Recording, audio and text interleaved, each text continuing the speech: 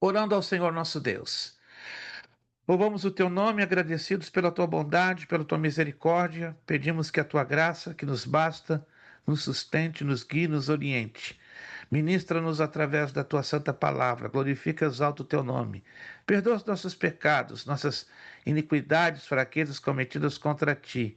Ajuda-nos, ó Deus, a caminharmos dentro daquilo que tu tens proposto nas nossas vidas. E fala-nos, ministra-nos pela tua palavra através desta matéria que estaremos e estamos estudando. Muito obrigado. É a nossa oração que a ti fazemos, agradecidos, no maravilhoso, no poderoso nome de Jesus Cristo. Amém e amém. Muito bem. É um grande prazer, uma grande satisfação estar com vocês nesta noite. Paz do Senhor a todos.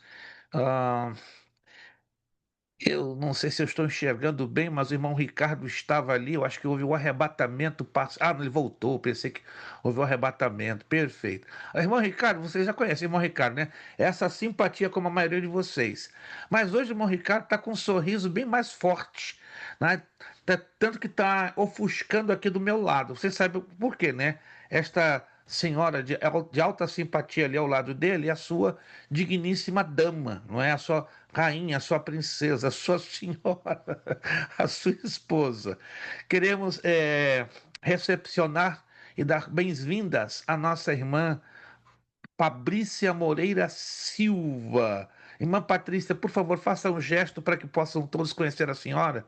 Isto, essa irmã Fabrícia, esposa do Ricardo. Ricardo, hoje, se pudesse comemorar o 4 de julho dobrado, ele faria, né? Porque não é para todo mundo ter a esposa ou o esposo estudando juntos a palavra de Deus. O que nós dizemos, recepcionando, dando as bem-vindas à nossa nova aluna, irmã Fabrícia, que dizemos para ela? Seja Seja bem-vindos em bem-vinda, nome em do Senhor nome de Jesus. Jesus. Jesus, Em nome Fabrícia. de Jesus. Amém. Seja bem-vinda, minha irmã. Uma alegria enorme e muito honrados, né, em ter a sua pessoa ao lado de seu esposo, né? Que se Deus quiser ainda vamos conhecer vocês, né? Tá um pouquinho difícil com algumas circunstâncias, mas nós vamos ter a alegria de conhecê-los pessoalmente. Meus irmãos, estamos na nossa segunda aula desta matéria de mordomia. Somente quem recebeu já a apostila, faça um sinalzinho assim. Quem já recebeu? Quem já recebeu? Isso, maravilha. Praticamente quase todo mundo, né? Um ou outro ainda não recebeu, mas se você ainda não recebeu, fique. Ó, irmã Évila recebeu hoje, obrigado. Vai chegar nesta semana, né? Porque o correio às vezes fica emburrado com alguns de vocês. Não sei por quê, né? Eu sei que vocês pagam direitinho as contas, pagam a luz. Olha a alegria daquela criança ali, meu Deus. Faz isso comigo não, Joel.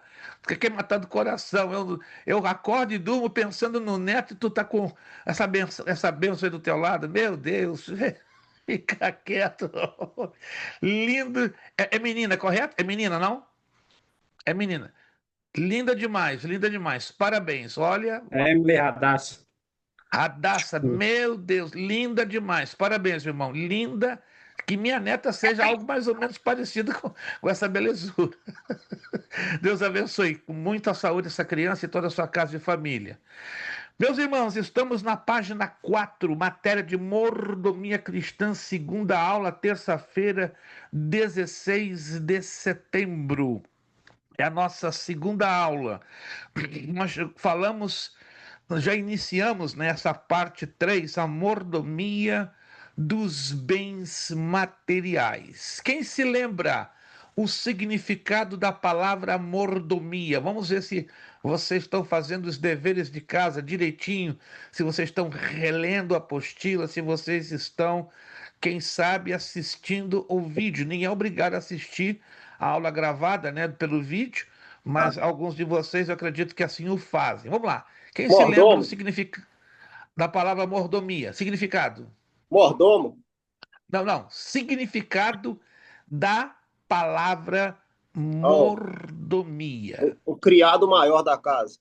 O criado maior da casa. Outra definição mais simples, que é correta também. Qual seria? Cargo. Outra definição bem mais. Administrador da casa. administrador da casa. Excelente.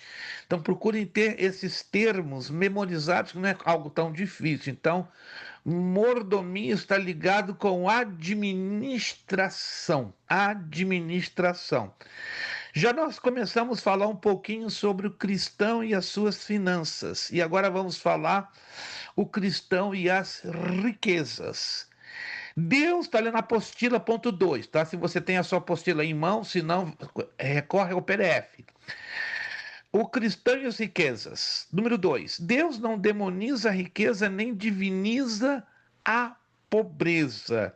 Mas o cristão não deve recorrer aos meios ou práticas ilícitas de ganhar dinheiro. Isso aqui vai ser polêmico, porque isso é uma linha ética, não é? Bingo, rifa, loteria e outras formas fáceis de buscar riquezas. Ei, pastor, eu estou jogando direto na loteria. Estou fazendo rifa de cima a baixo. Eu sou campeão de bingo. E agora, como é que eu fico? Vamos ver o que Provérbios 28:20 nos ensina. Nós temos que a Bíblia, né? Se a Bíblia falou, está falado. Agora, se você quer argumentar com a Bíblia, o problema não é meu, é seu com Deus. Provérbios, capítulo 28, versículo de número 20. Por favor, tenham anotado esse texto que vamos proceder à leitura agora. O homem fiel abundará em bênçãos, mas o que se apressa a enriquecer não ficará sem castigo. Então, o problema exatamente está onde? Em apressar-se, em ter o ganho. Lembram-se lá no Gênesis, lá do Éden, quando Deus sancionou, quando Deus deixou bem claro as consequências da desobediência cometida pelo primeiro casal. Vamos lá em Gênesis, capítulo 3, só para refrescar a nossa memória. De repente, alguns dos irmãos estão com alguma dificuldade de lembrança diante do que Deus falou ao primeiro casal. Mas Gênesis, capítulo de número 3. Gênesis, capítulo de número 3. Gênesis, capítulo 3. Pastor, também, Versículo. o suor do rosto ele ia comer, né? Bom, é exatamente aonde que vamos chegar lá. Gênesis 3:17. E Adão disse: Porquanto deste ouvidos à voz de tua mulher, e comeste da árvore de que te ordenei, dizendo: Não comerás dela, maldita é a terra por causa de ti. Com dor comerás dela todos os dias da tua vida. Espinhos e cardos também te produzirá, e comerás a erva do campo. No suor do teu rosto comerás o teu pão, até que te tornes a terra, porque dela foste tomado, porquanto és pó, e em pó te tornarás. O que nós aprendemos com esse texto? Trabalho não é maldição da parte de Deus, como muitos pregadores ensinam. Não, trabalho é maldição. Não, trabalho não é maldição. Inclusive, antes de Adão e Eva desobedecerem a Deus, Adão já lavrava lá no jardim. Alguém se lembra disso? Ou não? Antes do primeiro casal desobedecerem a Deus, Adão já trabalhava. Misericórdia. A diferença. E isso, a diferença é que depois da desobediência, o trabalho se torna árduo, se torna pesado, se torna difícil, se torna literalmente suado. Ou seja, o homem não suava.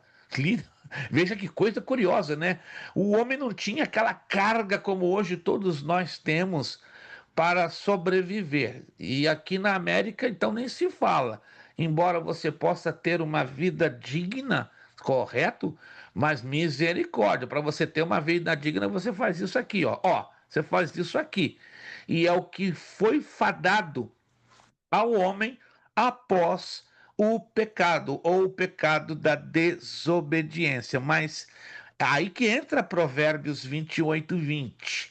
Se alguém quer ganhar riquezas rapidamente, apressadamente, aí está quebrando um princípio bíblico, certo?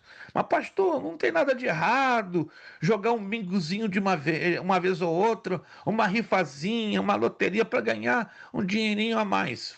Não converse isso comigo, não argumente isso comigo, argumente com a palavra de Deus. Se a palavra de Deus disse que é errado, é perigoso, não é correto aos olhos de Deus você apressar-se para ganhar riquezas, então é você e ele, não é comigo não, porque eu estou expondo o que a palavra de Deus nos ensina. Entendido, irmãos? Isso fique bem claro, é a palavra, não sou eu que estou aqui para argumentar com os irmãos. Cada um aqui é adulto o suficiente para fazer o que bem entende, inclusive em fazer caso ou não da palavra de Deus, em obedecer ou não a palavra de Deus, em crer ou não na palavra de Deus. Isso é uma questão aí muito pessoal, né, entre cada um de vocês em relação a Deus. Continuando, a Bíblia mostra que a avareza é a idolatria ao dinheiro, ou seja, uma compulsão para enriquecer a qualquer custo. É uma escravidão, é uma escravidão ao vil metal. Sobre isso, as Escrituras também asseveram, porque o amor ao dinheiro é a raiz de toda espécie de males. E nessa cobiça, alguns se desviaram da fé e se traspassaram a si mesmos com muitas dores. Bato na tecla. O problema não está em ter dinheiro, não há problema. O problema é você ter uma ambição desmedida, uma ambição desesperada, uma ambição desregulada pelo dinheiro. Quem está perdido? Página 4, ponto número 2. O cristão e as suas riquezas. Já estamos no segundo parágrafo. Página 4.2, segundo parágrafo. Perfeito. E a avareza, o que é a avareza? Não é o pão duro. Alguns colocam errado. Não, se você for no dicionário, a avareza não é pão duro. A avareza é a idolatria, é o amor excessivo ao dinheiro. Aliás, nem amor ao dinheiro deveríamos ter, que dirá o amor excessivo. Abra comigo na primeira carta a Ô, Timóteo. pastor, Sim, senhor. uma observação. Em Deuteronômio 8:18, vai falar que antes te lembrarás do Senhor teu Deus, que Ele é o que te dá força para adquirir riqueza. O que o senhor me fala a respeito? Aqui O nessa texto versão não, está com C. o texto não está claro para o irmão ou ainda há alguma dúvida? Bom, pelo menos no meu conhecimento bíblico, o texto está bem claro. Eu vou ler aqui a minha tradução na Almeida, Revista Corrigida. Antes te lembrarás do Senhor teu Deus, que Ele é o que te dá força para adquirires poder, para confirmar o seu concerto que jurou a teus pais, como se vê neste dia. Algumas traduções trazem Riqueza. riqueza. Não é Riqueza. correto, porque a palavra hebraica é poder. E Ah, poder no hebraico fala de capacidade. Então, entre riqueza e capacidade há uma distância. Há uma distância. Então, é um pouco comprometedor eu dizer adquirir poder e adquirir capacidade ou adquirir riqueza. Então, temos que ter um sensível cuidado com certas traduções. Eu já sim. falei aqui, se eu não falei, eu falo de novo. Eu sugiro que o aluno que está estudando a palavra de Deus disponha pelo menos de duas traduções diferentes, pelo menos. Porque se o aluno fica com uma, ele pode ficar, às vezes, em maus lençóis. Tá? Se você está com dificuldade de comprar uma Bíblia no formato papel, na internet há um aplicativo chamado Bíblia Online, ou pelo menos que eu tenha informação na plataforma Android e na plataforma Apple, ela tem um desenho de uma Bíblia escrito Holy Bible. E ali você tem muitas traduções grátis. O irmão Victor está apresentando ali, mas tem esta que eu estou falando, ela tem o logo é um desenho de uma Bíblia com fundo marrom está escrito Holy Bible. Ela traz várias traduções grátis em todos os idiomas, inclusive em língua portuguesa. E as traduções que eu sugiro que o aluno tenha é a ARC, Almeida Revista Corrigida, e a ARA, Almeida Revista Atualizada.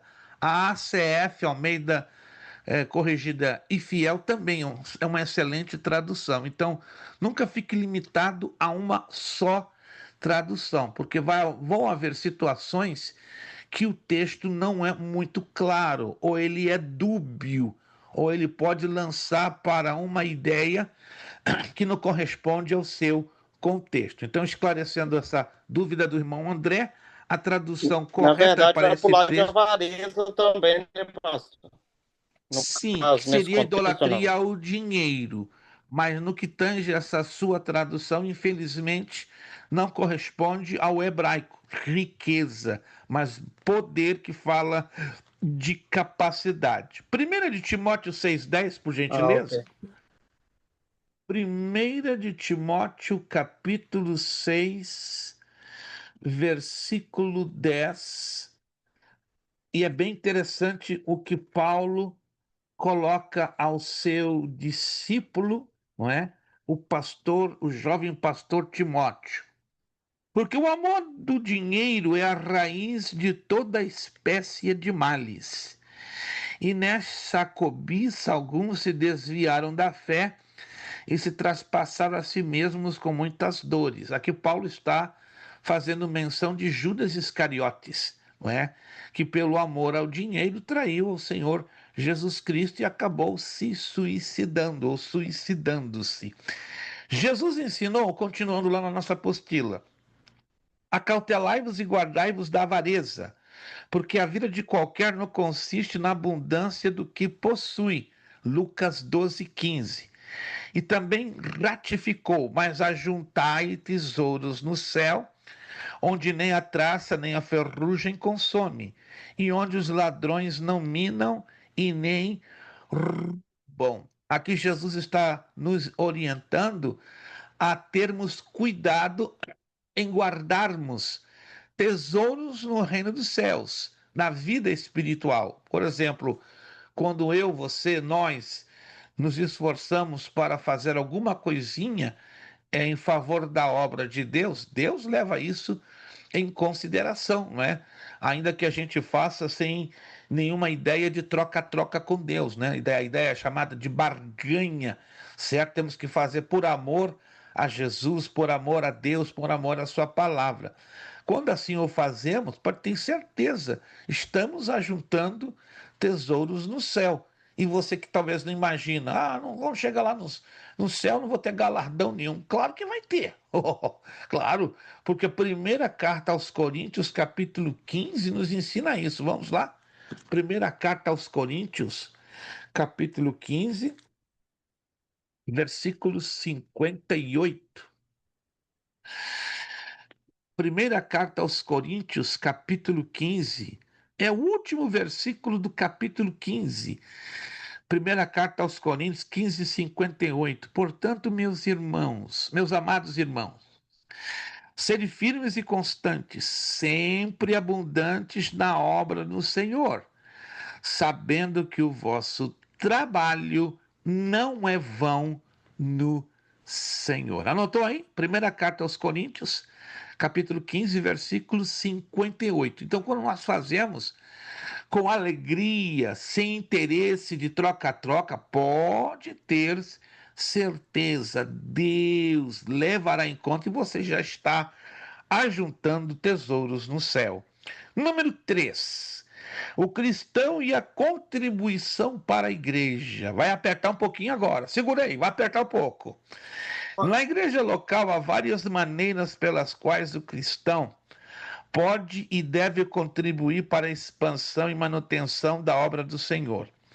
Essa contribuição deve ser feita através dos dízimos e das ofertas voluntárias. Kelson levantou a mão, já vamos em seguida dar oportunidade a ele. Jesus reiterou a necessidade da contribuição com os dízimos, repreendendo a hipocrisia dos fariseus, pois há inúmeras necessidades na igreja que requerem as contribuições dos fiéis. Vou abrir o espaço para o irmão Kelson fazer a sua abordagem e depois faremos uma abordagem bem profunda dentro deste parágrafo que acabamos de ler. Irmão Kelson, com a palavra. Pastor, sobre o parágrafo anterior também, sobre o cristão e as riquezas, sem contar também que a Bíblia relaciona também essa ganância, essa busca da riqueza com o pecado de idolatria, no caso, porque tudo que tira Deus do centro das coisas se torna idolatria. Sem dúvida. A gente lá em Colossenses 3, no versículo 5, tá assim, ó. Mortificai, pois, os vossos membros que estão sobre a terra, a prostituição, a impureza, o apetite desordenado, a vil concupiscência e a avareza, que é idolatria. Exatamente, exatamente. Então, e também nós podemos ver lá na... Também vai dizer sobre Mamon, né? O Deus do dinheiro. Em Lucas, capítulo 18, no versículo 24 e 25, que nos fala a respeito também do jovem rico, né? Correto, corretíssimo. E você chegou para Jesus perguntando o que ele podia fazer para herdar a vida eterna. Jesus falou, você sabe os mandamentos? E ele disse, todas essas coisas eu tenho guardado, desde a minha mocidade. E Jesus falou com ele assim, ainda te falta uma coisa, vende tudo que tens, reparte pelos pobres e terás um tesouro no céu. Depois vem e me segue. Mas ouvindo isso, ele ficou muito triste. Então ele tinha o coração voltado para a avareza, idolatrava o dinheiro, a riqueza. Exatamente. Hoje, irmão Kelso, infelizmente, não é surpresa observar que também na casa de Deus, na obra de Deus, e pasmem, até no meio de pastores, ter este amor, esta idolatria, este apreço exagerado ao dinheiro. Alguém certa feita escreveu, não é? E disse com muita propriedade: o dinheiro é um excelente servo nosso, mas um péssimo senhor. Ou seja, nós que devemos exercer o controle, o domínio, a autoridade sobre o dinheiro e nunca o contrário. Entretanto, como deve ser do conhecimento dos estimados irmãos, no início dos anos 90, já entrando já mais forte, depois de 1995, aqui nos Estados Unidos, começou a brotar uma maldita erva daninha, uma teologia denominada teologia da prosperidade. Já ouviram falar dessa teologia? Ela é uma erva daninha, ela é uma coisa assim que tem contaminado e arrasado no meio das igrejas. Chegou ao Brasil no início dos anos 2000 e hoje, lamentavelmente, domina o planeta Terra inteiro. Qual é o resumo da teologia da prosperidade? Prosperidade indica que se você tem dinheiro e riquezas, você tem a bênção de Deus. Pobreza é maldição da parte de Deus. Pobreza é indício que você vive uma vida de pecado, uma vida destituída da graça, do amor e da misericórdia de Deus. Isso é um absurdo. Um absurdo. Não tem abalizamento bíblico, não tem apoio, sustentação bíblica, mas está crescendo fortissimamente, fortissimamente.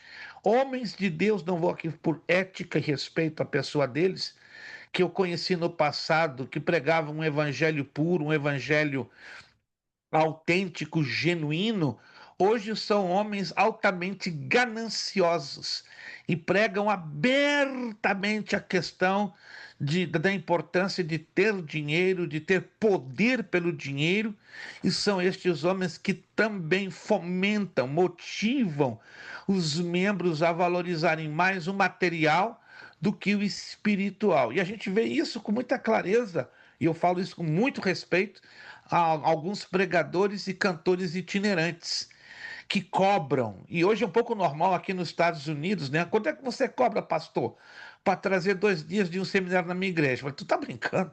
E eu cobrar? O que é isso? Não se cobra as bênçãos de Deus. A Bíblia me ensina que existe aquilo que se chama oferta voluntária. Então, se a igreja sente no coração de dar uma oferta dentro das possibilidades, seja bem-vindo. Mas quanto é que eu quero ganhar? Caramba! Mas infelizmente tem cantores, tem pastores, tem pregadores que estão fazendo aí nome nas redes sociais, sendo aplaudidos pelo Instagram, Facebook, X, e que cobram para pregar em uma noite aqui nos Estados Unidos. Se você não sabe, não vou mencionar nomes, repito, nem que você me coloque no paredão de fuzilamento. Cobram até $6.000 por noite. Pastor, isso é absurdo, você pode não acreditar. Eu já vi da boca de 4 famosos. Eu só prego nessa igreja se eu receber por noite 6.000. Loucura! E as E o bandas, mais então? louco é quem chama e quem paga ainda. 100%, irmã Vanderlé. O mais louco é quem chama e quem aceita. Isso aí é um assalto, é um suborno, é uma chantagem, é uma máfia. Oferta Exatamente. voluntária de amor para apoiar o ministério do irmão da irmã é uma É coisa. bíblico. É bíblico. Agora, cobrar cachê, como está sendo feito no Brasil, em todas as partes do planeta, é um Verdade. assalto à mão armada. Por isso, irmão Victor vai entrar em seguida, por isso que algumas igrejas estão tão machucadas, tão feridas com esse tipo de assalto à mão armada, que elas estão ficando traumatizadas para ofertarem e dizimarem. Porque se perguntam, o que está sendo feito com o meu dízimo e com a minha oferta? Esse é um outro assunto Nós que vamos em tivemos na nossa seguida. igreja também um caso assim, não vou citar nomes e quantidades, mas que depois que esse pregador veio, a igreja tinha pagado hotel e etc e tal, e aí ofertou na vida dele. Quando ele voltou para o hotel, que ele foi contar a quantidade, ele mandou mensagem para a pastora da nossa igreja e falou com ela: eu não sou pregador de X valor. Por menos de tal valor eu não prego. Então, vocês, por favor, me enviem um Zelle. Meu Salvador! Eu vi Negócio, isso. Pois ela negócio enviou, tá, mas ela falou: nunca mais. Aquilo não passa nem na porta. negócio é. E tem cantores, já vou passar a palavra para o Victor, tá? Porque na ordem está o Victor, a irmã Évila e o André. Guardem essa ordem, né? Victor, Évila e André. Tem pregadores, se você não sabe, não é para escandalizar, é para vocês estarem ligados, que pedem contrato por antecipado. Mostra assim para o pastor, está aqui um contrato, é isso que eu quero ganhar, pá, pá, pá. Mas como a irmã Vanderlei acabou de falar, louco é quem aceita. Mas também tem uns mais loucos, como esse exemplo que a irmã Vanderleia deu, né? Do pregador lá, ministra e tal, aí recebe a oferta e ainda reclama. Esse, além de louco, é um desvairado espiritual. Eu não tenho medo de dizer, é um desviado. Porque isso não é homem de Deus. Ele se aproveita do dom que Deus o dá para ministrar, Exatamente. mas é um desviado, é um mau caráter. Não tem nenhuma gota de caráter para ter esse Não. tipo de procedimento. Ao invés de agradecer, obrigado, Senhor, não importa o valor. Então, olha a falta de caráter que está chegando hoje esses homens. Victor, por favor, depois irmã Évila e por último, André. Só aproveitando a oportunidade aqui, pastor, para pegar um gancho nessa linha de pensamento aí, Mateus 10:8 diz: curai os enfermos, purificai os leprosos, ressuscitai os mortos, expulsai os demônios. De graça recebestes, de graça dai. Jesus, demônio, não cobrava nada. As pessoas chegavam para ele e perguntavam: quanto você vai cobrar? Ele falava: a sacola está aberta. Se quiser jogar, joga. Se não quiser, eu só cumpri o meu papel. E para finalizar, sobre o que o senhor disse, que prosperidade não tem nada a ver com ter dinheiro, eu já vi muita gente rica vivendo vida de miserável e muita gente fraca financeiramente vivendo vida de prosperidade, para provar que isso não tem absolutamente contexto nenhum uma coisa com a outra. Mais tem, sei. Eu conheço dezenas, não vou entrar em detalhes, eu conheço empresários podres de rico, são inclusive cristãos e vivem uma vida de pobre. Andam até de ônibus, não tem nem carro. O quê? Não tem carro, acredite você se quiser. Não tem nem carro, anda de transporte público. E tem uma riqueza incalculável, em bilhões. Não vou entrar em... Eu conheço 3 aqui nos Estados Unidos, me comunico sempre com eles, são pessoas muito simples, se vestem com uma simplicidade e são servos de Deus e são um dos homens mais ricos da nação americana. Irmã Évila, por favor. Ela está com dificuldades com o seu vídeo, essa é a razão que ela não está hoje visualizada. Irmã Évila, adiante. Amém. Esse é um assunto bem delicado, né, no meio artístico, digamos assim, da igreja, e eu sempre tive uma incógnita muito grande comigo, porque eu falava com Deus assim, né, sempre recebendo palavras sobre gravar CD e tal, e eu falava assim: Deus, o Senhor tem que me fazer muito rica, porque eu não concordo com cobrar, como é que nós vamos resolver isso? E graças a Deus eu me mantive assim, eu não cobro, eu não vendo, né, aquilo que o Senhor me entregou, me confiou a fazer. E eu acho um absurdo, não só quem cobra, mas também as igrejas que se prestam o papel de manter esse povo que não trabalha, vive Eu tenho uma expressão que eu uso, mas eu não posso usar ela aqui, que é muito feia. Mas vivem de usurpar a igreja do Senhor, e os pastores pagam. Fica lá todo domingo um pregador diferente, uma pessoa diferente que tá ali, viaja para os Estados Unidos, fica de igreja em igreja, de galho em galho, só pegando dinheiro que poderia servir para tanta obra, para ajudar tanta gente precisando. Isso é muito triste. Isso é um problema, irmã, de caráter. Volto a bater nessa tecla. É um problema de caráter. Um cristão que tem caráter, ele vai ter consciência bíblica, ele vai ter sensibilidade bíblica, ele vai ter um mínimo de conhecimento bíblico, a ponto de não confundir o texto que diz: digno é o trabalhador do seu salário. Uma coisa é viver para a obra, viver da obra e viver na obra. Olha só, vou repetir: viver da obra, viver para a obra e viver na obra. Qual desses 3 se aplica esse texto? Digno é o trabalhador do seu salário. Resposta: é o obreiro que vive só para a obra. Esse aí é difícil. E os que vivem só para a obra, eles podem ter certeza, minha irmã e irmãos, não colocam valores, não colocam cifras, só dizem o seguinte: Senhor, tu és o meu patrão e eu sei que tu pagas bem e pagas com justiça. Então, e os que vivem para a obra, irmãos, são poucos hoje em dia. Estão muitos vivendo da obra, ou seja, tirando, mas viver para a obra está difícil. Num tempo que eu me converti há 55 anos atrás, conheci homens e mulheres de Deus que viviam a tempo completo para a obra. Aí você me pergunta: eram homens que tinham Rolls Royce, que tinham Land Rover, que tinham casas, mansões milionárias? Não. Mas nunca lhes faltou pão na mesa. Nunca lhes faltou calçado sobre os seus pés, a vestimenta sobre os seus corpos. Viviam em casas modestas, humildes, porém com dignidade, porque serviam ao Senhor, sempre dizendo: eu trabalho para Ele, e Ele cuidará de mim. Que coisa linda!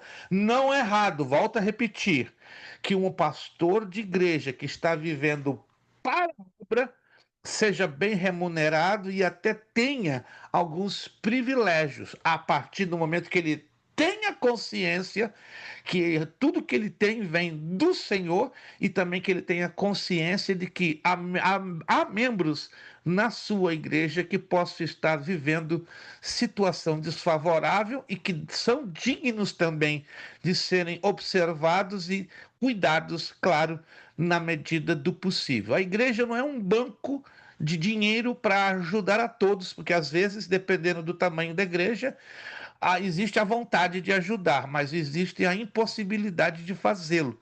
Mas uma igreja grande, que tem uma boa entrada, ela deveria ser preocupada, ela deveria se preocupar também em administrar o dinheiro na causa social, porque hoje se fala muito de um evangelho, de pregar o evangelho, só que o evangelho completo, ele não apenas alcança o espírito, a alma, mas também o corpo. O problema do equilíbrio. Hoje está tendo muito de desequilíbrio. Muita gente enfoca demais o lado espiritual e deixa para trás o material. E tem o lado contrário, né? Muita gente colocando muito foco no material e deixando para trás o lado espiritual. As coisas têm que ser dosadas, balanceadas. Irmã Laila, por gentileza. Perdão, André, desculpe. André e depois irmã Laila, desculpe. Pode deixar a irmã André, Laila primeiro as damas. esse é cavaleiro, meu Deus. Jesus vai te honrar Obrigada. muito nessa terra, André. Depois o André, irmã Laila, por gentileza. Pastor, pegando esse foco aí que o senhor falou, hoje em dia tá difícil até da gente se concentrar não vou colocar nome também em igrejas, em certos altar, porque é tanto luxo, é tanta, como é que fala? Ostentação, luxo mesmo, assim, que você perde até o foco, que você fica olhando tudo aquilo, é marca do sei o quê, é relógio não sei do quê, então, tipo assim, é igual o senhor falou, estão focados mais no material do que o espiritual. O altar virou hoje em dia para mim está sendo uma passarela de desfile. Quem luxa mais, quem tem mais, quem mostra mais. Na verdade, meus irmãos, antes do André entrar, o problema é o foco. O foco. A igreja deveria ser um local onde as atenções deveriam ser voltadas para as pessoas e não para a matéria. Hoje se vê o contrário, na grande maioria, não tenho medo de dizer, mais de 80% das igrejas estão focadas em trazer, como abordou muito bem colocado a irmã Laila, a ostentação, o dinheiro, o poder. Irmãos, justifica ter um templo de 4 milhões de dólares? Ok. Tem bons dizimistas, tem empresários, tem muitos ofertantes, mas e as pessoas menos favorecidas? Como é que elas se sentem vendo tanta ostentação? Vendo inclusive Yeah. seu pastor presidente com tanto poder econômico, 4 carros na garagem, uma casa de 3 andares. O que é isso? Irmãos, tudo com equilíbrio. Por isso que o papado, ao longo da história, mostra isso com uma clareza nítida, né? É ouro, é glória, é poder, é dinheiro, é ostentação, é força política, enquanto os membros, vários membros, a maioria dos membros na Igreja Católica lá embaixo, lá no buraco. Então, tudo tem que ser dosado. Pastor Francisco, deixa eu ver quem levantou aqui a mão, irmão Kelso. Pastor Francisco, depois André, desculpe, André, depois Pastor Francisco e Kelso. André. Pastor, eu tinha dois textos aqui, só que eu vou ler só o que está em Lucas a respeito da parábola do rico insensato, Certo. né? Que vai dizer que Jesus fala para eles: acautelai-vos e guardai-vos da avareza, porque a vida de qualquer não consiste na mudança do que possui. E propôs-lhes uma parábola dizendo que o rico guardava para o celeiro, né, e o que havia de fazer com aquele dinheiro todo. E quantos hoje está só juntando para o celeiro, né? E fazer a obra, às vezes, nem está pouco se lixando, dentro do contexto que está só o próprio benefício, né, pastor? Só juntando para o próprio ego. Grande problema, grande problema. Pastor Francisco, por gentileza, abrindo o seu áudio e dando a sua participação.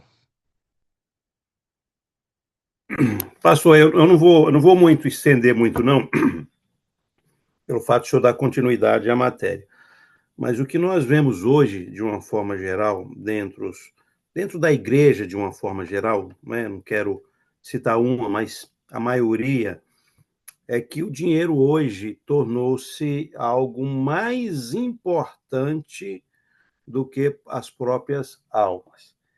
Tem um texto interessante que eu costumo ouvir muito, que diz assim: a religião que Deus, o nosso Pai, aceita como pura e imaculada é esta: cuidar dos órfãos e das viúvas em suas dificuldades, não deixar corromper pelo mundo. Tiago, capítulo de número 1, versículo de número 27. Então, eu tenho o costume de ouvir muito esse texto e basear-se que a verdadeira religião é cuidar dos órfãos, da viúva e essas coisas tais. Mas o que a gente vê de uma forma geral, eu pelo menos já presenciei isso, é que as pessoas que dizimam na igreja, que ofertam na igreja, que mantêm a sua regularidade, elas têm mais privilégio do que aqueles que não têm.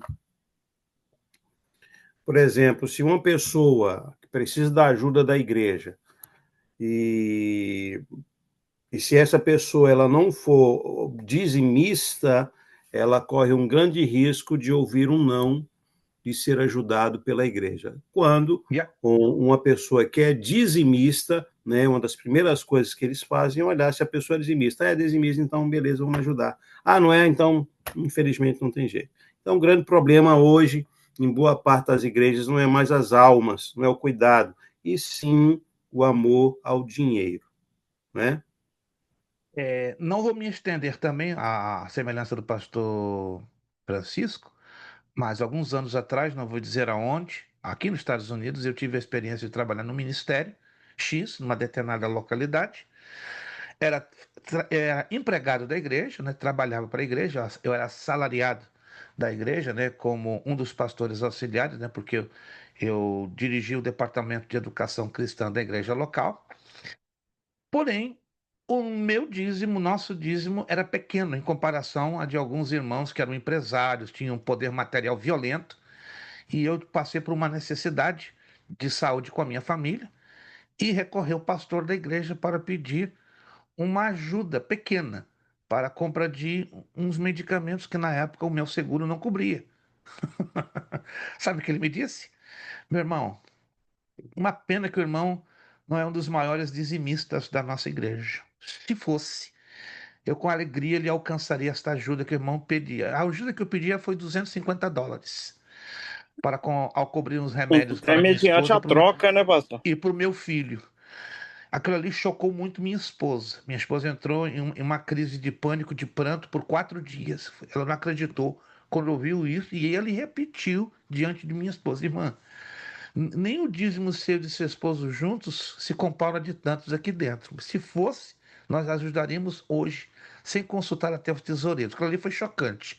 Ficamos naquela igreja somente mais 4 meses, porque ficou insustentável trabalhar com um ministério de visão puramente materialista. Então, pastor Francisco, infelizmente nós já vivemos essa experiência em carne própria e dói bastante, pastor, dói bastante, meus irmãos, trabalhar numa igreja onde só se valoriza a matéria e o espiritual, a salvação das almas, nada feito.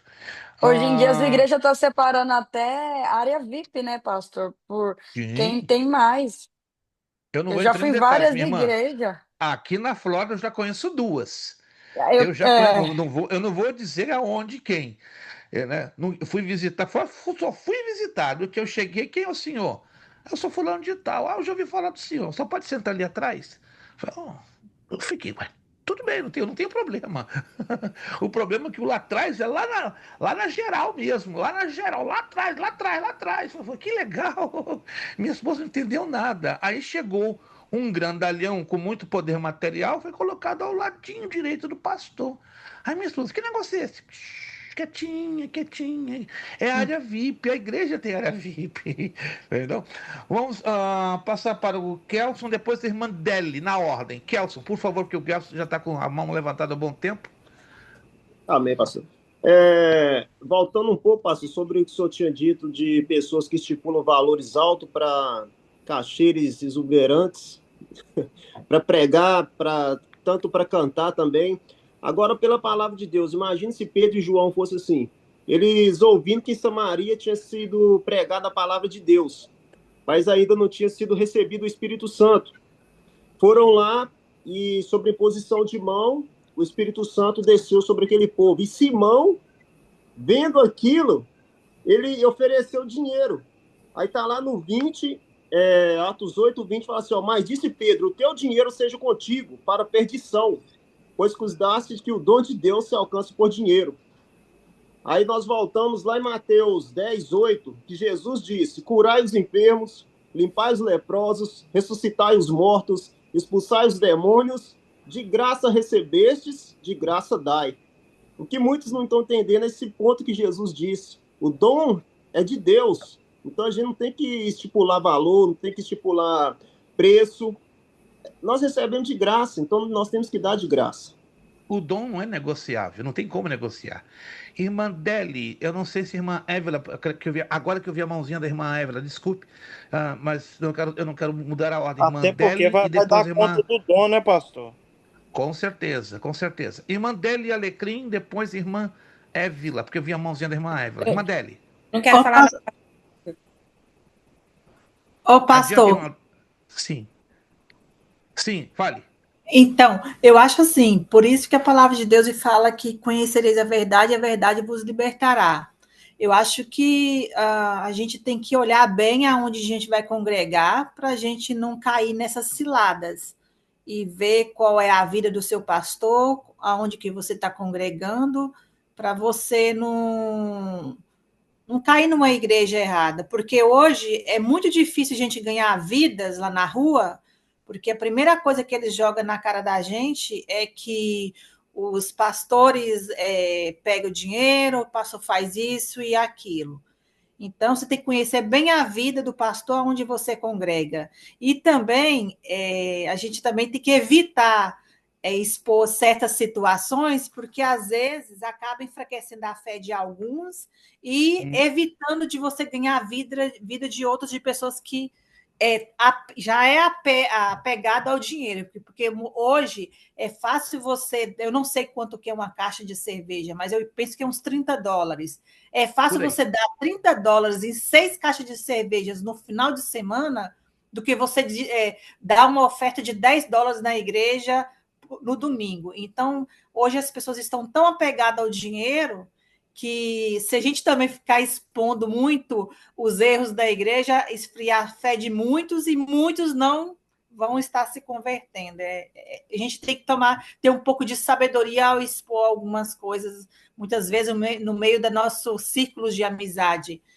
Aqui nós conhecemos uns aos outros e nossa fé creio que não vai se abalar pelo erro de alguns pastores, mas a gente tem que tomar cuidado para quem a gente fala certas coisas para não abalar a fé. Com certeza, com certeza. Sim. Com respeito ao que a senhora abordou, é coerente e prudente na medida do possível, claro, fazer uma pesquisa sobre qual é a igreja e quem é o tipo do pastor com quem vamos nos congregar. Mas há casos estranhos, muito estranhos, como eu já vivi, eu acredito que alguns dos irmãos já viveram casos de pastores que começaram bem, humildes, simples, dedicados a Deus, entregues a Deus, de coração rasgado, e aí começam a ser abençoados, começam a prosperar, começam a crescer materialmente, e aí mudam. Na verdade, o ser humano, na verdade, ele não muda, irmãos. Deixa eu deixar isso muito claro. O ser humano, ele não muda. Ele se revela a seu tempo. Ele se revela, não é? Abraham Lincoln, o 14º presidente dos Estados Unidos, falou uma coisa algum tempo atrás, né? Pouco antes de morrer, uma verdade muito, muito chamativa. Se você dá 3 coisas para o ser humano, ele vai se revelar. E quais são? Fama, dinheiro e poder. A fama, o dinheiro e o poder revela o oculto do ser humano. Então, nós, seres humanos, temos a famosa caixinha de surpresas, né, que é chamada de Pandora Box, ou caixinha de Pandora. E estranho que possa parecer, a fama, o dinheiro e o poder traz à tona o que está oculto nos nossos corações. Então, Pastor, isso é Ageu 2,8 também vai dizer que minha prata, minha ouro. Com isso, dá uma relação que não conquistou sozinho. E é tudo do Senhor, né? Mas o problema é, aonde está a consciência de alguns para entenderem isso?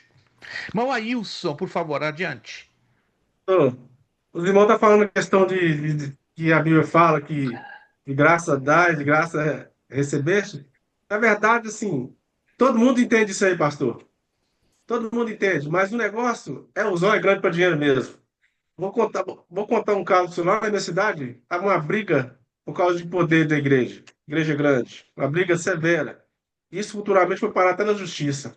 Mas quando a fiscalização a fiscalização federal chegou lá para checar os documentos da igreja, descobriu que a esposa do pastor comprava as revistas da escola dominical do CNPJ da igreja e revendia para a igreja. Olha que ponto isso. E a igreja tomou multa de quase 1 milhão. E depois o pastor presidente veio e pediu aos irmãos que ajudassem fazendo doação para pagar a multa que a igreja tomou. Eu vou ser sincero, eu não dei um centavo, porque eu não tinha nem necessidade disso. Isso é uma vergonha. Então, essas questões de dinheiro dentro da igreja, as pessoas têm que tomar verdade, que os irmãos perdoam, mas têm que tomar vergonha na cara e levar as coisas de Deus mais a sério. A verdade é essa. Porque eles estão levando as coisas de Deus na brincadeira, ou na verdade nem na brincadeira, querendo benefício próprio. Essa é a verdade. Um grande problema, irmão Ailson, 100% correto isso que o irmão abordou, é triste, é vergonhoso, humilha a imagem do evangelho, mas a grande parte do problema poderia ser mitigado ou aliviado, sabe como? Ensinando a igreja local a visão bíblica de mordomia cristã, ou seja, que cada membro do corpo de Cristo tenha uma responsabilidade de bem administrar tudo que Deus lhe tem confiado, não apenas os dons espirituais, os talentos, mas inclusive o dinheiro. Mas isso hoje é ensinado nas nossas igrejas ali a punho duro? Não. Nos anos 70, eu me converti no final dos anos 60. Anos 70, 80 e 90, isso era ministrado como matéria obrigatória nas escolas bíblicas dominicais. As crianças de 10 anos de idade eram ensinadas a administrar os seus dízimos e as suas ofertas. Ou seja, havia uma consciência de ensino bíblico muito profunda nesta área. Não estou afirmando que naquela época não havia tanta corrupção como hoje em dia vemos, de forma vergonhosa, rasgada e escancarada. Existia? Claro que existia.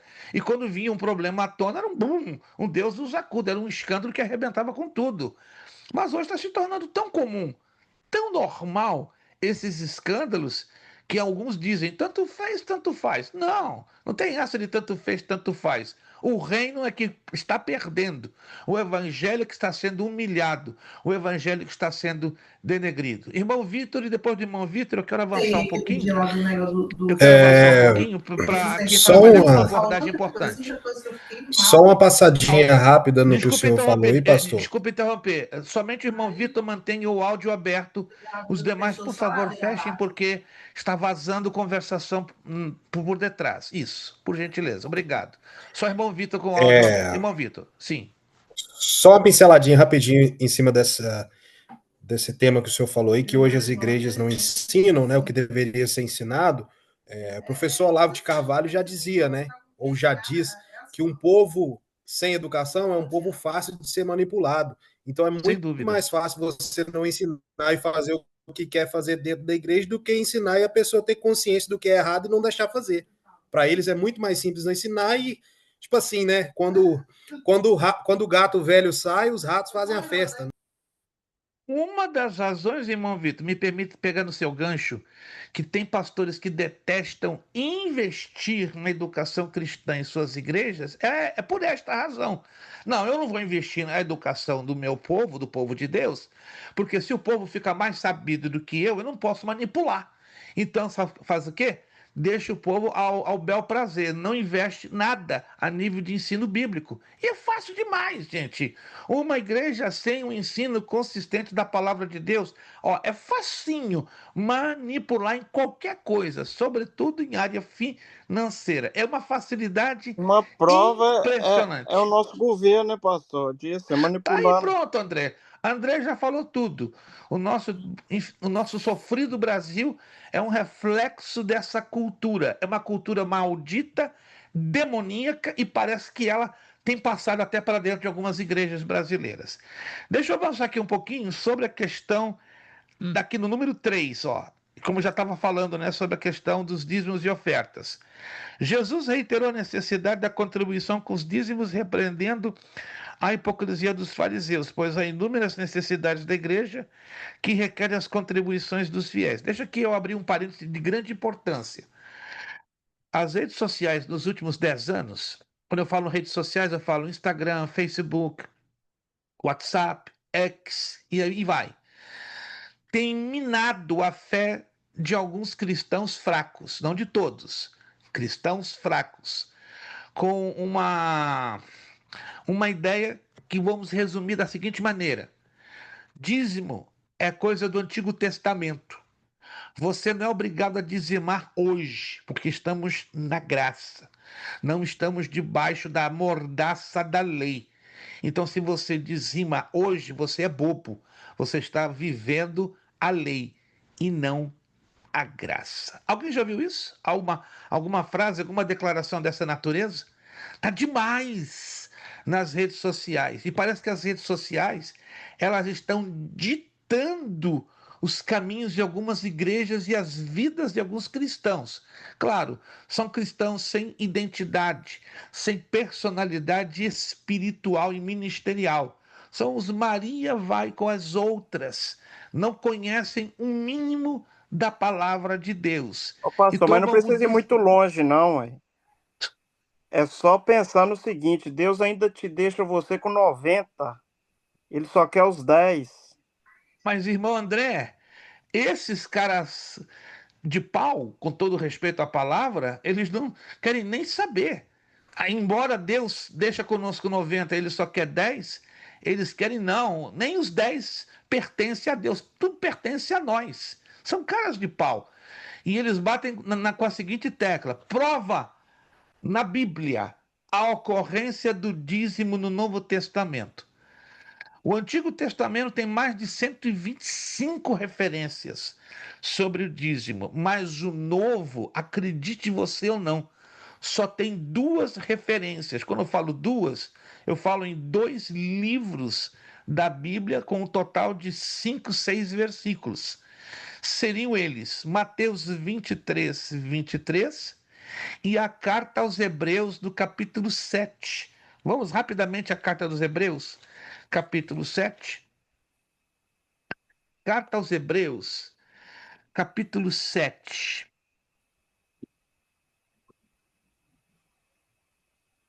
Aí temos a menção do dízimo no versículo 2, a menção do dízimo no versículo 4, 5, Quer que lê, pastor? 6 e 9. Não, o tempo já está curtinho. Quero deixar essa referência para você anotar. Obrigado, André. Anote aí, Hebreus 7, 2, 4, 5 e 9. E além de Mateus 23, 23. Dízimo, significado da palavra, 10ª parte. No Antigo Testamento era lei, no Novo não é lei. Qual é a diferença? Tudo que era pela lei, quando não era cumprido, trazia sobre si uma penalidade, uma sanção, um castigo. porque diz bem claro lá na lei: olho por olho, dente por dente. Não cumpriu a lei, recebe na cabeça. Então, quando não se dizimava, vinha uma sanção, vinha uma penalidade. Agora dizem, mas na graça não tem isso, não tem É penalidade. gratidão, é. É aonde eu quero chegar. Perfeito, André. No Novo Testamento, o peso da graça ele é muito maior do que o peso da lei. Por quê? Porque o peso da graça implica obediência somado ao amor, cujo resultado é gratidão. Se eu sou grato a Deus, eu obedeço e o amo. E por isso que nós dizimamos. Mas quando eu e você, quando alguém não dizima, prova que não tem nenhuma gratidão a Deus. Não lhe obedece, muito menos o ama. Estão entendendo, irmãos? O peso do dízimo no Novo Testamento é muito maior. O peso do dízimo na graça. A cruz já resume, pastor. Tudo. E aí vem esses espertos manipuladores querendo engabelar a consciência das pessoas. Claro, engabela a fé dos fracos e dos laicos, ou seja, dos que conhecem pouco ou nada a palavra de Deus. Então isso tem que ficar muito explicado, muito claro. Quem não dizima no Novo Testamento está provando que não tem uma gota de gratidão a Deus, ou seja, não o obedece e muito menos o ama. E se diz que ama e obedece é mentiroso, porque a gratidão é uma atitude, não é um discurso vazio. Por isso que Conclusão. muitas igrejas estão pregando. As igrejas não, pastor, te interrompendo antes disso aí. Sim. Muito interessante isso que o senhor falou, porque muita gente tem usado isso como desculpa para não dizimar, textos Textos isolados. isolados e usando isso aí do jeito que o senhor colocou, perfeita colocação. O detalhe é que não se ensina nas igrejas hoje em dia a correta interpretação dos textos bíblicos. É muito conveniente eu pegar um texto isolado sozinho e jogar aquilo como ideia absoluta, com verdade absoluta. É muito fácil. Por exemplo, eu pegar um texto isolado, eu não vou entrar agora em detalhes, e advogar e defender a causa do suicídio. Eu conheço pastores que dizem, não, quem se suicida vai para o céu. Aonde? Só se é para o céu da boca. Para o céu da boca vai o suicida. Mas eles pegam textos isolados. Gente, é a coisa mais absurda. Eles conseguem pegar textos isolados e jogam para o povão, e o povão aplaude. Epa, então eu posso me matar, me suicidar hoje, que eu vou para o céu. Que isso? Das crianças, pastor. As crianças que tá vindo, tem que ser nós, confrontar, Tá complicada a coisa. Deixa eu fazer a conclusão aqui na segunda apostila. Somos mordomos dos bens materiais e espirituais concedidos por Deus à sua igreja. Se realizarmos nossa mordomia para a glória de Deus, com gratidão pelos bens adquiridos, seremos recompensados pelo Senhor. Usemos todos os recursos que Deus nos concedeu como verdadeiros mordomos de nosso Senhor Jesus Cristo. Tudo que temos vem do Senhor. Deixa eu concluir com duas ideias bíblicas. Primeiro, prosperidade é ausência de necessidade. Eu poderia aqui citar vários textos do livro dos Salmos, Provérbios e Eclesiastes. Poderia pegar aqui 15 versículos, juntá-los e tirar um resumo. E este resumo seria esta frase: a prosperidade é ausência de necessidade. Pobres sempre existirão, como diz lá no Antigo Testamento, no livro de Êxodo e livro de Deuteronômio. Segunda frase que eu quero colocar aqui, também com embasamento bíblico, é que Deus, ele sempre se preocupa em nos cuidar. O apóstolo Paulo, na carta aos Filipenses, no capítulo 4, ele falou de 3 experiências que ele viveu na sua vida: a experiência da escassez, a experiência da provisão e a experiência da abundância. Escassez quer dizer não ter nada, zerado. Provisão, Deus sempre dando o pão nosso de cada dia. Abundância, Deus dando mais do que precisamos, com que finalidade? Para eu me colocar melhor do que o outro? Eu sou melhor do que você? Não, para eu repartir com o meu próximo. Então vou repetir. Deus nos permite, como permitiu a Paulo, em algumas épocas da nossa vida, para o nosso crescimento, passarmos por um período de escassez. Deus está sempre provendo as nossas necessidades. Mas, eventualmente, Deus vai nos dar em alguns de nós o quê? A abundância. Não para te fazer rico, milionário ou bilionário, mas para repartir com o seu próximo. E a última visão, a última frase. A igreja primitiva conhecia a fórmula bíblica do que era provisão e abundância. Eu vou lá com você em Atos dos Apóstolos. Vamos em Atos dos Apóstolos? Queria ter tempo, né, e o tempo é curto, para falar disto. Isso aqui é maravilhoso. E pouco se prega, pouco se ensina. Ah, pastor, pode ir à noite adentro aí. Não, né? Não é que eu não queira, é que eu não posso. Por ética e respeito a todos que estão aqui, né? Porque nós somos uma escola, temos que cumprir um horário. Vontade não me falta, André. Não me falta, mas. O povo está com sede.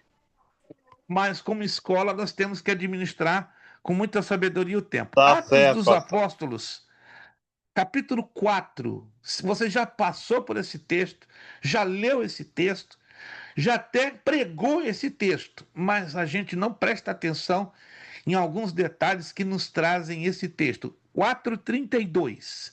Atos 4:32. E era o coração e a alma da multidão dos que criam. E ninguém dizia que coisa alguma do que possuía era sua própria, mas todas as coisas lhe eram comuns. Que? Tudo que a igreja tinha era comunitário. Ninguém dizia, isso aqui é meu, isso aqui é do judeu, isso aqui é dele, isso aqui é dela. Não, é nosso, nosso. Essa visão comunitária hoje é quase inexistente. Um pastor esses dias, um pastor hispano, pastor, estamos no século XXI, uma época muito difícil, muito conturbada. Cada um está preocupado consigo próprio. Esse é o problema. Se cada um parasse para se preocupar com o seu próximo, começando com os da casa de Deus, as necessidades poderiam ser facilmente supridas. Não havia necessitado na igreja primitiva. Como é que é? Havia pobre, mas não tinha necessitado, não. Olha só, versículo 33. E os apóstolos davam com grande poder, testemunho da ressurreição do Senhor Jesus, e em todos eles havia abundante graça. Por que havia tanto poder? A resposta está no versículo 32. Porque o coração do povo era um só. A alma do povo era um só. E tudo que um tinha era comum ao que o outro tinha. Então, ninguém estava disputando poder, ninguém estava disputando quem tinha mais e quem tinha menos. Todos aprendiam a compartilhar os seus bens 35 comuns. está a resposta aí também, pastor. Olha o 34. Mas primeiro vamos no 34. Vamos no 34. Não havia, pois, entre eles o quê? Necessitado algum.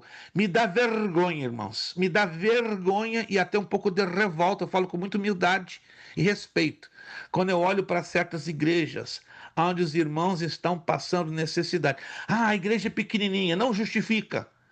Igreja pequena, se tem uma boa administração, faz coisas maravilhosas. Faz proezas. Concordo. Faz proezas. Eu já administrei uma igreja de 42 pessoas na Argentina. E você acredite ou não, com os poucos dízimos e ofertas que entrávamos, claro, Deus colocava a mão e fazíamos proezas. A igreja não tinha casa pastoral, não tinha secretaria. Eu não falo porque eu sou melhor do que ninguém, muito pelo contrário, eu sou muito carente, sou miserável. Mas quando eu pastorei uma igreja na Argentina por 3 anos, Deus me deu graça. Eu não sou um grande administrador, longe disso, estou aprendendo ainda. Mas o Espírito Santo me deu um mapa. Ó, as finanças desta igreja estão de cabeça para baixo. Mas, Senhor, só entra isso de dízimo, só entra isso de oferta. Como é que eu vou fazer os projetos? Eu vou te dar sabedoria. E Deus me deu graça, me deu sabedoria. Perdi horas de sono, perdi. Mas ao longo de 3 anos e 2 meses que pastoreamos aquela igreja, conseguimos, nenhuma igreja de 38 anos de existência, dar uma casa pastoral para a igreja, com os fundos da igreja, não pedimos dinheiro a ninguém, e também o que conseguimos? Construir uma secretaria que não tinha. A secretaria da igreja, sabe onde era? Na cozinha. Vergonhoso. E conseguimos dar uma secretaria. Mas da onde veio? Dos dízimos e das ofertas que começavam a ser melhor canalizados, melhor administrados. Repito, não estou dizendo isso para minha glória, para minha vanglória. A honra e a glória ao nome do nosso Deus. Não tem desculpa. Igreja de 40, igreja de 100, igreja de 500, não tem desculpa. Você pode, com a graça de Deus, bem administrando o dinheiro, fazer grandes coisas para o louvor e glória do nosso Deus. Versículo 35. E repartia-se a cada um segundo a necessidade que cada um tinha. Meu Deus! O brasileiro se mata pela chamada Bolsa Família. Vou dar o voto ao presidente porque ele vai me dar a Bolsa Família. O que é isso? A Bolsa Família já existia na igreja primitiva. Era uma coisa natural, gente. Não era necessário voto. Isso é o projeto para a igreja funcionar. Aí eu pergunto, hoje as igrejas estão funcionando com esse projeto? Não me responda. Eu não consigo entender. Nenhuma igreja nos Estados Unidos não está hoje. Não me queira mal, isso não é uma crítica. Eu não acredito que nenhuma igreja nos Estados Unidos hoje não consiga fazer um investimento social mínimo para ajudar pelo menos por mês 5 famílias. Pelo menos 5. Eu não acredito. Desculpe, irmãos. Não estou aqui me colocando como o melhor dos administradores. Eu tenho dificuldade em acreditar que uma igreja, por menor que seja, não consiga administrar uma manutenção bem pequenininha, com cesta básica para 5 famílias, como mínimo. Como mínimo. Seria em torno de 15 pessoas, tomando em consideração que cada família seriam 3 pessoas, ou até em alguns casos mais. E que dirá essas mega igrejas de 3, 4, 5, 10 mil, 25 mil pessoas. Por que elas não investem? Algumas delas investem em planos sociais, em projetos sociais, até maravilhosos. Eu conheço aqui na Flórida 2 igrejas, uma espanhol-americana, uma de 1.300 e outra de 2.800, que investe pesado em alimentar crianças, né, de baixa renda e, sobretudo, na África, e no Peru e no Equador. Mas isso aí é uma questão de sensibilidade espiritual, conhecimento bíblico e despertamento à mordomia cristã. Muito bem, vamos então passar à lição 2, ao ponto 2. Esse aqui vai machucar um pouquinho. André tem alguma colocação a fazer, acredito? Não. Ele levantou ali o dedinho, né, dizendo que está tudo 10%. Não, está tudo 100%. Se ficar 10%, André, chama a nossa atenção aqui que a gente melhora a coisa. A mordomia do corpo. Ei, esse é o corpinho que Deus me deu e eu faço dele o que eu bem entendo. Não é isso não. Não é desse jeito não. Eu como o que eu quiser, eu como até explodir. Não é desse jeito não.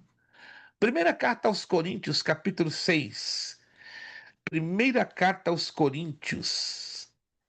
Eu costumo dizer que esta é a tabuada de Deus para o bom uso dos nossos corpos.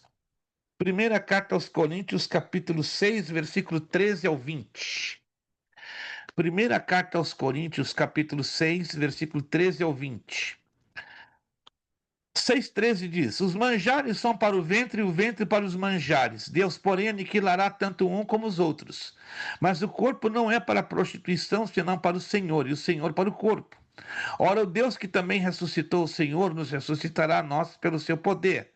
Não sabeis vós que os vossos corpos são membros de Cristo? Tomarei Pois os membros de Cristo, falou, ei, membros de uma meretriz? Não, por certo. Ou não sabeis que o que se ajunta com a meretriz faz-se um corpo com ela? Porque serão, disse, dois numa só carne. Mas que se ajunta com o Senhor é um mesmo espírito. Fugir da prostituição. Todo pecado que o homem comete é fora do corpo, mas que se prostitui peca contra o seu próprio corpo. Ou não sabeis que o nosso corpo é o templo do Espírito Santo, que habita em vós, proveniente de Deus, e que não sois de vós mesmos? Porque fostes comprados por bom preço. Glorificai, pois, a Deus no vosso corpo e no vosso espírito, os quais pertencem a Deus. Texto conhecido? Acredito que sim. Agora vamos lá. Antes da gente fazer a introdução, eu gostaria de saber, da parte de alguns de vocês, qual é a visão que 2 ou 3 de vocês teriam dessas 3 palavras que eu vou colocar agora. Preste bastante atenção nessas 3 palavrinhas que eu vou colocar aqui agora. E eu gostaria de ouvir de 1 a 2 alunos, porque o tempo já são 15 para as 10, quase 15 para as 10, e eu queria ter um tempinho para falar dos exercícios, ok? Mas vamos lá, preste atenção nessas 3 palavrinhas que eu vou falar. Adultério, fornicação e prostituição. Vou repeti-las. Adultério, fornicação e prostituição. Minha pergunta: 1 ou 2 alunos, como muito 2, poderiam me responder: as 3 palavras são a mesma coisa ou não? Se não Não. são a mesma coisa, qual a diferença entre as 3? 1 ou 2 alunos, rapidamente. Irmandelli, perfeito, Irmandelli. Não sei se eu vou saber explicar exatamente, mas o senhor me corrige, por favor. Adultério, eu penso que você traiu o seu esposo, seu esposo e sua esposa, no caso, né? E também trair a Deus também, né? Que você serve um outro Deus também, eu penso que você também está traindo a Deus. E fornicação, eu imagino que é o homem ou a mulher tendo poder sobre o seu próprio corpo. Eu não sei se eu conseguiu entender o que eu quero dizer. E prostituição, você vender o seu corpo em troca de dinheiro, ou então ter um relacionamento também fora do casamento, antes de casar, não é isso? Ok, teve algumas pequenas. A senhora teve claro, a senhora se aproximou bastante dos fatos, mas a senhora parece que no meio do caminho alterou um para dentro do outro, mas a senhora não está de todo errada, a senhora se aproximou bastante. Irmão Kelson, rapidinho, irmão Kelson. Ô, pastor, pelo fato da. Vamos lá, pelo fato da prostituição, fornicação e adultério. Isso. Os 3 são a mesma coisa ou não? Se não são, qual a diferença que há entre os 3? No Antigo Testamento, os 10 mandamentos eram não adulterarás. Perfeito. Aí Jesus veio e falou assim: se eu olhar para uma mulher e desejar ela, no meu coração eu já estou tendo adultério com ela. Então não precisa ter o ato do adultério. Se eu apenas olhar para a mulher, já é adultério. E ter desejo no coração, tanto o homem quanto a mulher. Corretíssimo. A fornicação ali é um sexo antes do casamento e a pessoa tendo prazer em si próprio, satisfazendo seus próprios prazeres. Isso é um sexo antes do casamento. Ok. E a prostituição é a prática, é os desejos incontrolados, a prática sexual incontrolada que... Por conta do dinheiro, até vendendo o corpo. Desculpa aí, Kelson, tá pegando a foto. Ok. Os irmãos que participaram estiveram muito próximos das definições união, e das diferenças. Agora, preste atenção. Se puderem escrever, façam. Está sendo gravado. À luz da Bíblia, adultério é uma coisa, fornicação é outra coisa e prostituição é outra coisa. Vamos então às diferenças. Adultério. Relacionamento sexual entre pessoas casadas que não são marido e mulher. Presta atenção, adultério. Um homem trai a sua mulher com outro e vice-versa, e ambos são casados. Adultério também implica relacionamento extraconjugal entre pessoas casadas com uma pessoa solteira. Vou repetir então. O adultério, relacionamento extramarital ou extraconjugal entre pessoas casadas. Os dois são casados e aí traem os seus respectivos cônjuges. E adultério também seria a traição entre uma pessoa casada com outra pessoa solteira. Anotou? Fornicação. Relação sexual entre solteiros. Relações sexuais entre solteiros. Isso chama-se fornicação. Prostituição. Uso indevido do sexo por valor, por preço, a venda do corpo. Ok? Então, isso aqui é importante deixar. É um ponto de vista humano, normal, que nós tenhamos as nossas deduções próprias, as nossas conjecturas próprias, nossa visão pessoal, porém é importante analisarmos qual é a visão da Bíblia. Porque aqui estamos batalhando para estarmos no foco da Bíblia. Todos estão me entendendo, gente? Uma coisa é eu pensar uma coisa, outra coisa é o pastor Francisco ter o ponto de vista dele. Todos nós temos pontos de vista pessoais. E isso é bonito. Isso é o que faz a beleza da interatividade de qualquer aula, de qualquer aprendizado. Mas a gente tem que se render ao que este livro nos apresenta, nos ensina, nos expõe.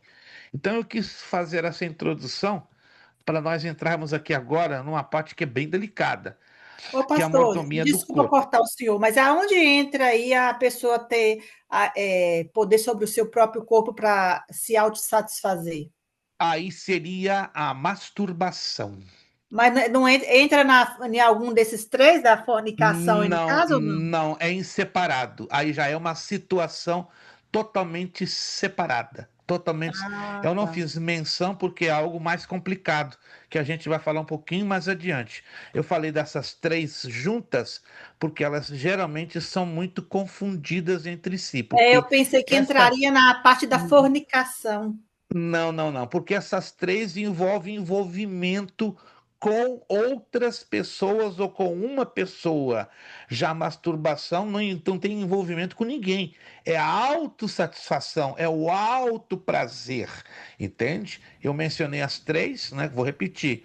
Adultério, fornicação e prostituição, porque envolve mais de duas pessoas, de duas a mais, entende? Porque existe o chamado sexo grupal, que os mundanos fazem com toda a liberdade. Já a masturbação, não. Ela não está inserida em nenhuma das três, porque ela é o alto prazer, é a pessoa em si sozinha, perfeito? Isso é importante.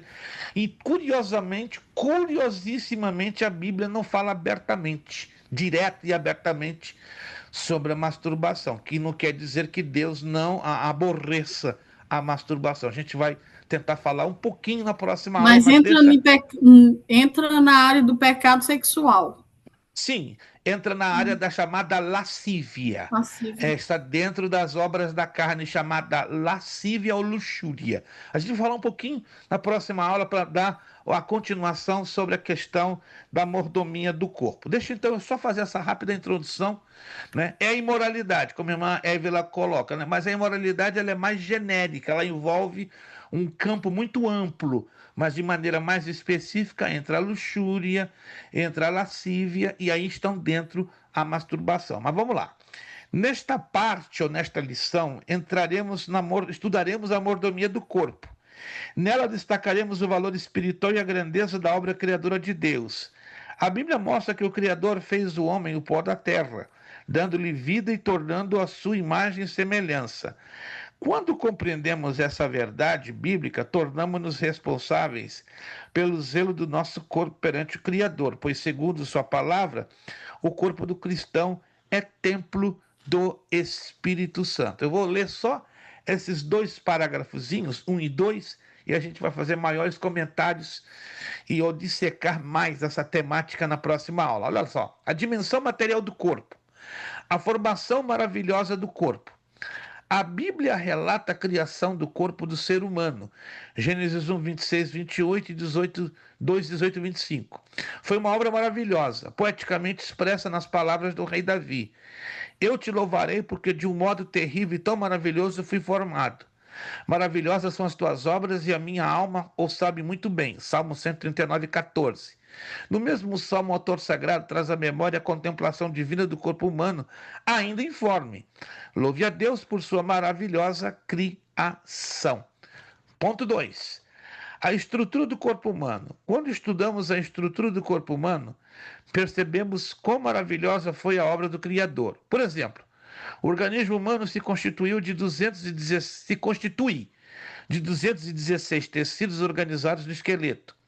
Este possui 206 ossos. O cérebro tem 1 trilhão de células nervosas e seus sinais trafegam ao longo dos nervos até um máximo de 360 km por hora. Que loucura isso aqui! O corpo se constitui de 70% de água. Tem 96.500 quilômetros de veias e artérias. 10 bilhões de vasos capilares. 100 trilhões de células.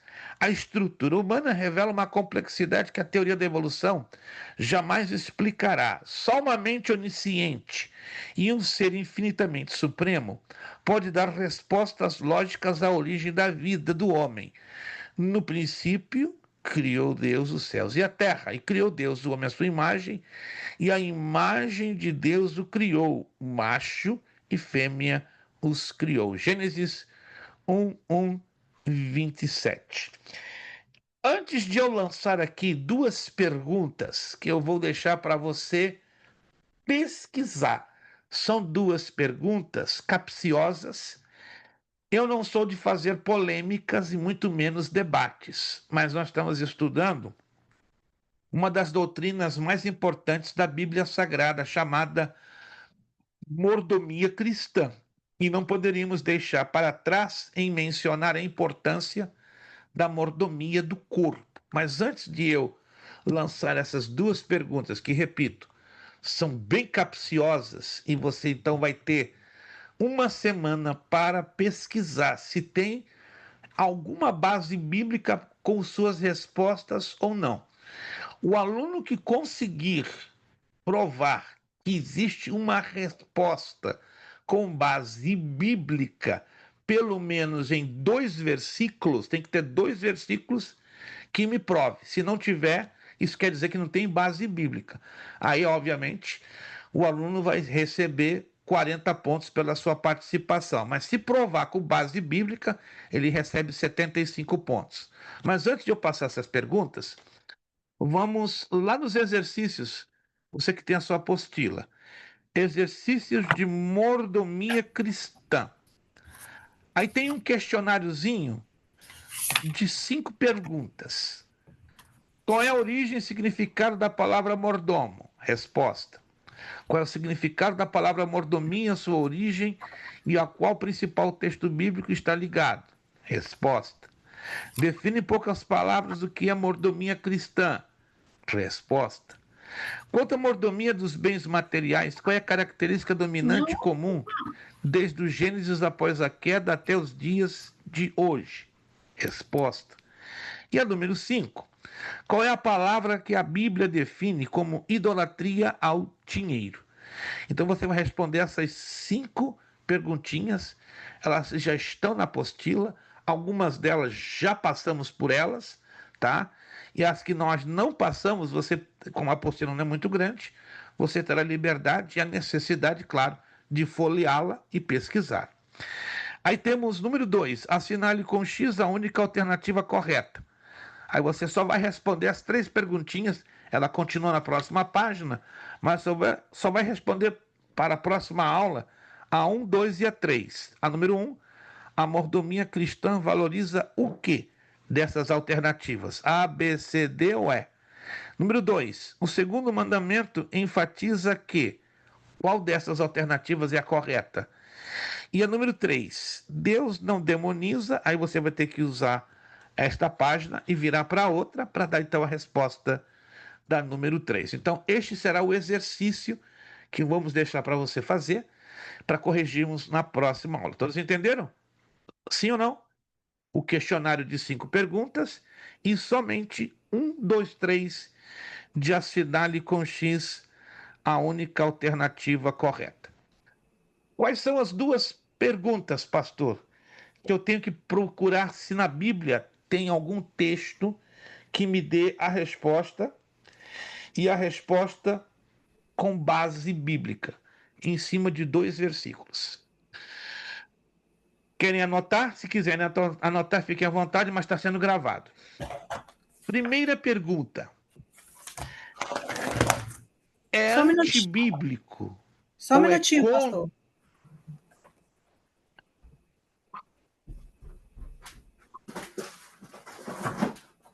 Já vamos dar 10 horas, eu não quero me estender muito no horário. Pode falar, pastor. Primeira pergunta. É antibíblico ou não a cremação de corpos? Se for antibíblico, prove com 2 textos. Vou repetir a pergunta. É antibíblico, é contra os preceitos de Deus a cremação de corpos? Se a resposta for sim, você deve provar com 2 textos bíblicos. Se você não tiver esses 2 textos, aí você vai dizer que é não. Se não, você ganha 40 pontos automaticamente. Mas você tem que, se for provar, se a sua resposta é sim, sim, você tem que dizer os textos bíblicos. Segunda pergunta. É antibíblico tatuar nossos corpos? Polêmico esse. Ô, pastor, a primeira pergunta tem que te responder no privado? Não. Aqui em sala de aula, na próxima aula. Aí eu vou. E é voluntário. Ninguém é obrigado a fazer esse. Eu quero dar uma pontuação extra. Então vamos ter que tomar um tempo e eu darei a preferência no início da aula. Então, já no início da aula, quem se dispôs a responder as perguntas? Aí eu vou descobrir. O aluno vai levantar a mão, eu. E aí vamos avaliar um por um. E se uma dessas respostas, por exemplo, eu pesquisar e eu falar para o senhor, por exemplo, essa é antibíblico tatuar nossos corpos, e eu falar que não, eu também tenho que dar a base bíblica, o texto bíblico, Sem no dúvida mínimo nenhuma, 2. sem dúvida nenhuma. Porque, Ok. veja bem, se eu digo que sim, eu tenho que provar com 2 textos. Se eu digo que não, eu também tenho que provar. Ok, Porque 2 essas coisas textos. tem que ser tudo provado na Bíblia. Alô? Eu sei Ok. que é polêmico, eu repito, eu não sou pessoa, eu não gosto de jeito nenhum expor coisas que geram polêmica ou debate. Mas, vamos ser sinceros, não são perguntinhas que causam alguma incomodação dentro de nós quando as ouvimos? Sim ou não? Sim, Causa incomodação? total. Causa. E a gente ouve muito isso. E cada bobagem nas redes sociais que estremece. Então vamos à Bíblia. Vamos à Bíblia. E eliminar de uma vez por todas toda e qualquer dúvida sobre esse tipo de pergunta que desnecessariamente está por aí girando em torno de polêmica. E aqui não é lugar de polêmica, e muito menos de debate. Nossa escola teológica tem como objetivo esclarecer à luz do que está escrito de uma maneira objetiva e direta. Se o texto é muito difícil de ser interpretado, então a gente dá recursos ao aluno a cavar lá no fundo para trazer à tona o correto significado. Irmã Deli levantou a mão. Por favor, irmã Deli. Ô, pastor, esse exercício, a gente precisa tirar foto e mandar para o senhor ou Não. na A hora senhora vai da dizer aula, aqui não? na aula. Por isso que eu já vou repetir. Preste atenção. Primeira coisa que nós vamos fazer no início da próxima aula vai depender de quem estiver interessado. Aí vai depender da pontualidade de quem puder entrar na aula já no início. Então, nós vamos gastar em torno de 10 a 15 minutos já, no início da aula. Ninguém é obrigado a fazer esse exercício, é voluntário.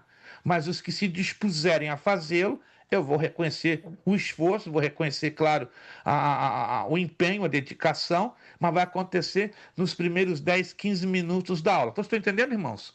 Nos primeiros 10, 15 minutos da aula, a gente vai ocupar esse espaço, e aí os que fizerem, será um por um aqui, um por um.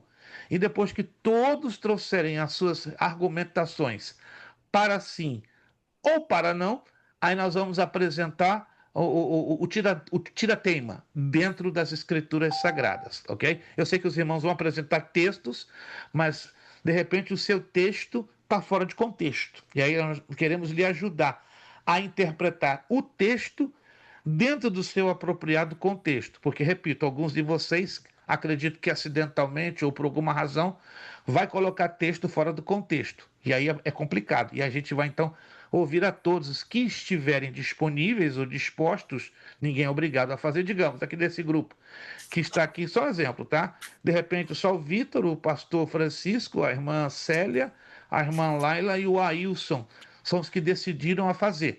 Aí nós somos... Quantos fizeram? Aí vamos levantar as mãos. E aí vamos por ordem. Tá. E os que não fizeram não vão ganhar nada. E também não vão perder nada. Perfeito? Está compreendido? Não é obrigatório. Mas quem quiser participar, nós vamos reconhecer entre 40 a 75 pontos. 75 pontos só vai receber aqueles que responderem dentro do contexto, o texto dentro do seu devido contexto. O detalhe não é só usar os textos bíblicos, é usar o texto dentro do seu contexto, porque eventualmente alguém vai usar dois textos totalmente fora dos seus devidos contextos. Mas aí o senhor já falou. Eu estou dando orientações, André, para... eu não estou ensinando a fazer a pipoca, eu estou apresentando a pipoca. Agora, para fazer a pipoca é contigo. Eu estou te dando a frigideira, estou te dando o óleo e estou te dando a pipoca. Agora, fazer a pipoca é contigo. Deixa com nós. Vamos lá. Irmãos, Deus falou alguma coisa conosco através desta aula? Se não falou, você tem que se converter rápido. Já. Que o negócio está preto. Se não falou nada contigo, Amém. Tem que ter um encontro com Jesus rapidamente. Muito obrigado a todos vocês que puderam estar aqui. Obrigado, irmão Victor, pastor Francisco, irmã Vanderléa Santana, irmã Délia Alecrim. Já 2 semanas eu não tomo chá de alecrim, mas amanhã eu vou tomar vergonha e vou tomar. Minha esposa, o que esse chá tá ficando parado aqui? É que eu tô esquecido demais, muita correria. Obrigado, o Alisson tá com um boné bonito demais, tá honrando aos irlandeses, né? Esse verdão aí é coisa de irlandês. Irmã Célia, muito obrigado, Deus abençoe. Ricardo, olha, a alegria do Ricardo tá quase saindo pelos olhos, né? Ao lado da sua esposa, a irmã Fabrícia. Obrigado, irmã Fabrícia, por estar conosco nessa primeira aula. Fique firme, fique forte. Se a senhora não ficar forte, a culpa é do seu esposo, não é de Jesus, não, porque ele está aí para deixar a senhora bem fortalecida. Obrigado, irmã Laila, pela sua participação. Ailson, Joel, irmão Kelson, André, Jonathan, Sebastião, Gabriel, irmã Flávia, Gleice, Kelly, irmã Ávila. Deus vos abençoe, muito obrigado. Você que já fez o pagamento da sua mensalidade do mês de agosto, alguns de vocês já fizeram, por isso que eu estou aqui mencionando os meus agradecimentos. Se ainda não fez, você tem até o dia 30 de setembro para fazer sem a multinha dos $10. Passou do dia 30, você já sabe, $10 você tem que mandar de bônus. Muito obrigado, Deus abençoe. Vamos pedir ao nosso irmão Kelson, vai abrir o seu áudio e levantar a sua voz em agradecimento pela aula de hoje. Voltamos a nos rever, permitindo Deus. Próxima aula, dia 22. Rapidamente, bem rápido, antes do irmão Kelson. Eu amanhã estarei fazendo uma viagem de emergência. Não vamos entrar em detalhes. Uma igreja muito querida, muito amiga nossa, da Califórnia, pediu socorro em uma situação gravíssima. A igreja está passando por uma situação altamente tumultuada. Não posso entrar em detalhes por ética e fui solicitado a agir como interventor. Estarei viajando amanhã de manhã, bem cedinho, para a Califórnia, então, por favor, me ajudem em oração, eu vou estar lá até o sábado. A situação lá está muito crítica, então nós estamos sendo convidados a socorrer uma situação grave que está ocorrendo numa igreja muito grande dentro da Califórnia. Então, quem somos nós? Somos pequenininhos, né? Já falei ao pastor, eu sou muito pequeno, como é que eu vou ajudar o senhor numa situação dele? Ele me apresentou o caso. Meu Deus, tem misericórdia. Então, nós estaremos amanhã partindo para São Francisco, conto com as vossas orações, para que Deus nos dê graça, unção e sabedoria, porque o problemão ali é grande, é muito grande, mas o nosso Deus é o dono da igreja, ele vai nos orientar como resolver uma situação super complicada. Meu Deus, olha, há muito tempo eu não pegava uma batata tão quente, mas glória a Deus a gente vai fazer isso por amor à obra, por amor a Jesus e porque amamos os servos do Senhor, né? E quem somos nós para dizer não, a menos que nós não pudéssemos. Embora estamos com tantas dificuldades, mas o Espírito Santo falou muito forte no meu coração. Não olha para os teus problemas, olha para a minha igreja que está gemendo e ali eu vou fazer algo. Não sei o que Deus vai fazer, mas se Deus me deu essa ordem, então eu vou obedientemente. Kelson, orando e agradecendo a Deus, por gentileza.